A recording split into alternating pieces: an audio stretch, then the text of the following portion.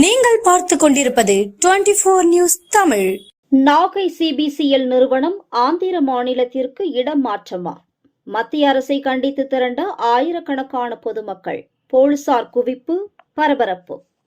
நாகப்பட்டினம் மாவட்டம் நாகூரை அடுத்த பனங்குடி கிராமத்தில் மத்திய அரசின் பொதுத்துறை நிறுவனமான சிபிசிஎல் நிறுவனம் செயல்பட்டு வருகிறது. இந்த எண்ணெய் சுத்திகரிப்பு ஆலை நிறுவன விரிவாக்கத்திற்கு ஒன்றிய அரசு 31,500 கோடி ரூபாய் நிதி ஒதுக்கி அந்த பகுதியைச் சேர்ந்த 570 விவசாயிகளிடம் 620 ஏக்கர் விளைநிலங்கள் கையகப்படுத்தப்பட்டன.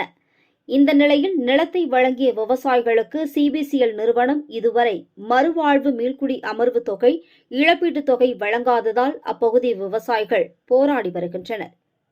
இந்த நிலையில் சில தினங்களாக சிபிசிஎல் நிறுவன விரிவாக்க பணிகள் தடைப்பட்டு ஒப்பந்த நிறுவனங்கள் வழக்கமான பணிகளை நிறுத்தியதாகவும், ஆந்திர மாநிலத்திற்கு சிபிசிஎல் நிறுவனம் இடம் மாறுவதாகவும் தகவல்கள் வெளியாகின.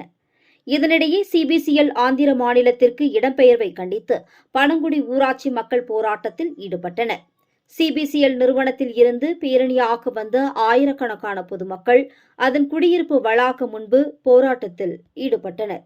அப்போது ஆந்திர மாநிலத்திற்கு இடம் மாறுவதற்கு எதிர்ப்பு தெரிவித்தும், மறுவாழ்வு மீள்குடியமர்வு இழப்பீடு தொகையை உடனடியாக வழங்க வேண்டும் எனவும், விரிவாக்க பணிகளை விரைந்து தொடங்க வேண்டும் என்றும் கோஷங்களை எழுப்பினர்.